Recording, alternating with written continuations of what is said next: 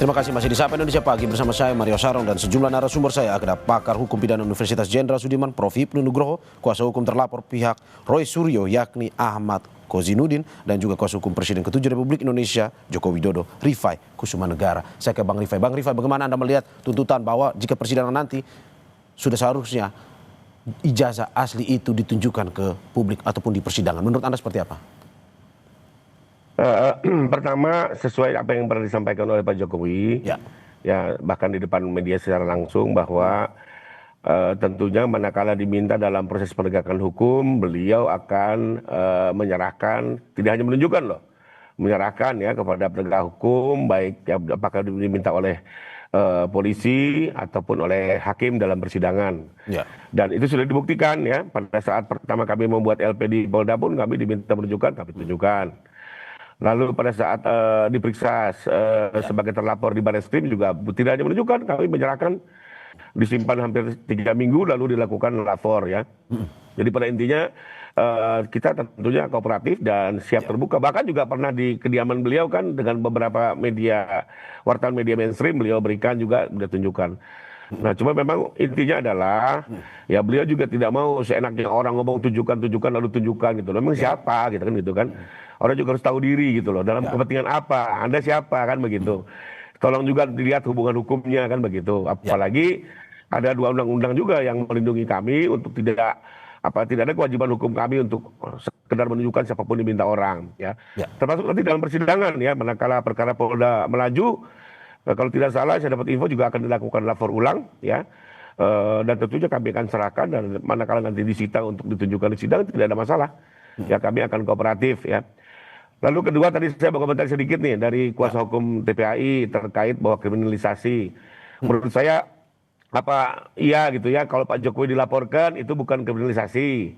Tapi kalau Pak Jokowi melaporkan balik itu kriminalisasi. Menurut saya gini deh, kita kan sama-sama lah, ini negara hukum, kita kawal saja perkara ini masing-masing. Ya kita lakukan upaya hukum terbaik, baik dari segi penasihat hukum pelapor maupun terlapor. Kita gunakan hak hukum sebaik-baiknya dan saya sendiri berharap persidangan ini nanti terbuka, fair trial ya, berimbang, dan bisa jadi pendidikan hukum buat masyarakat. Lebih kurang itu komentar saya. Oke, Bang Ahmad, bagaimana Anda melihat ini? Katanya kalau pas Presiden Jokowinya yang dilaporkan itu kriminalisasi, tapi kalau Presiden ke-7 Joko Widodo yang melaporkan katanya itu kriminalisasi buat Roy Suryo CS. Ini tanggapan Anda seperti apa? Sederhana saja, kalau penyidik atau penegak hukum itu memproses 2 laporan secara imbang, maka tidak ada kriminalisasi. Ini kan faktanya, Dumas TPUA, hanya Dumas loh tidak jadi LP, tidak diterima LP, itu tidak dilanjutkan, sementara Saudara Jokowi 30 April langsung menjadi LP dan sampai hari ini akhirnya ditingkatkan menjadi penyidikan. Itu satu soal menjadi parameter. Yang kedua, kalau kita mau fokus dulu soal ijazah ini asli atau tidak, itu kan ada 3 mekanisme.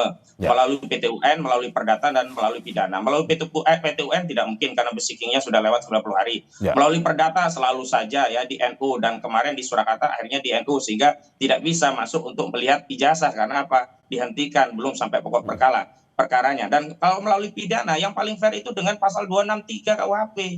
Dumas yang diajukan di Barreskrim, bukan melalui pasal fitnah dan pencemaran. Jadi tuntaskan dulu dugaan 263, kalau tidak terbukti Jokowi bebas dan terbukti dalam pertimbangannya ditegaskan bahwa ijazah tersebut sah, tidak ada masalah, baru masuk ke pasal fitnah dengan modal putusan itu. Ini kan dipaksa, nggak seimbang. Kita diminta untuk membuktikan sesuatu sementara kita menjadi terdakwanya nantinya. Kenapa? Karena untuk membuktikan ijazah dokumen asli itu bukan dalam konteks ya pasal 263 tentang dugaan pemalsuan dokumen, tapi dalam rangka untuk membuktikan 310 dan 311 KUHP. Dan di dalamnya juga memuat 32 Undang-Undang ITE, 35 Undang-Undang ITE, 160 KUHP, 28 ayat 2, 28 ayat 3 Undang-Undang ITE. Ini kan intensinya kelihatan jelas. Kalau tadi loh persoalannya hanya soal ingin mengembalikan marwah wibawa, ya udah nggak usah pakai pasal 35, 32. Fokus saja 311, 310. Kan itu laporan Saudara Jokowi. Ada pasal 35 yang ancamannya 12 tahun. Ada pasal 32 yang ancamannya 8 tahun. Ini kan intensinya jelas, mau menjarain orang. Kalau memang targetnya mau menjarain orang, itu kan sudah dilakukan juga terhadap Gus Dur. Dan persoalannya kan di Gus Dur, sidang selama 6 bulan saya hadir, itu ijazah kan juga nggak pernah dihadirkan gitu loh. Apakah iya sekarang mau memperlama persoalan ini kalau memang ada asli dengan menunjukkan ijazah itu juga selesai dengan dalil tidak punya kewenangan dan sebagainya. Ada hubungan hukum warga negara dengan presiden ke-7. Dia dulu itu pernah memegang jabatan sebagai kepala negara dan kepala pemerintahan selama 2 periode. Dan menjadi hak warga negara ingin tahu, bertanya, apakah presidenku punya ijazah asli atau sebaliknya? Memang ijazahnya palsu. Dan tinggal dijawab, ini loh rakyatku, aku dulu memimpinmu 10 tahun, ijazahku asli. Case close gitu loh. Gak perlu ada korban, gak ada yang perlu masuk penjara, gak perlu ada yang dihinakan sehinanya, gak perlu ada yang direndahkan sedarah-darahnya. Sesimpel itu begitu loh. Oke, tapi kan memang sudah ada Mas Ahmad disclaimer bahwa itu sudah ada Barreskrim bilang itu valid. Ini Polda pun begitu. Bagaimana Anda melihat ini? Bahwa ini sudah ada pernyataan dari satu institusi polisi yang menyatakan bahwa itu valid. Sepanjang tidak ada perdebatan sengketa terkait apakah absah atau tidak dokumen ini, sebenarnya otoritas UGM pun cukup. Tapi hari ini kan dipersoalkan. Kalau ada persoalan hukum, maka otoritas yang paling berwenang untuk menentukan satu sengketa antara para pihak ini ya putusan pengadilan. Dan ingat, putusan pengadilan itu tidak hanya putusan judek faksi tingkat pertama, tapi harus judek juris tingkat Mahkamah Agung. Artinya harus berdasarkan putusan pengadilan yang berkekuatan hukum tetap. Maka di situ tidak ada lagi perdebatan. Kalau hari ini, mohon maaf, kalau versi Barreskrim, dulu kasus Joshua Huta Barat, versi Barreskrim seperti apa? Ternyata waktu diperiksa lebih lanjut berbeda. Dulu versi-versi penyidik dari kasus Vina Cirebon seperti apa? Ternyata kenyataannya berbeda. Karena itu hari ini kita tidak sedang mempersoalkan daripada kelembagaan dari institusi Polri, tetapi pada proses, tahapan, prosedur, serta berbagai tindakan institusi penegak hukum kita yang harus kita kontrol.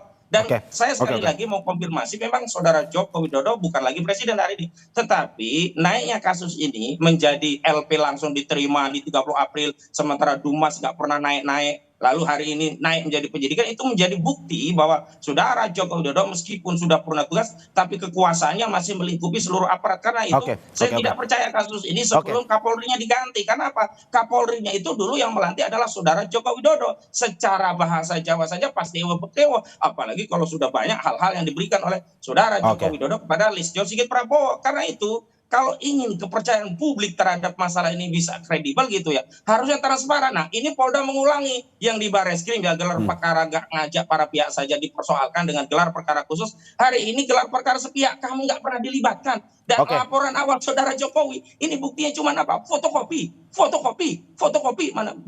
Mana mungkin kemudian masyarakat melihat ini tidak ada kekuasaan yang bermain di sana.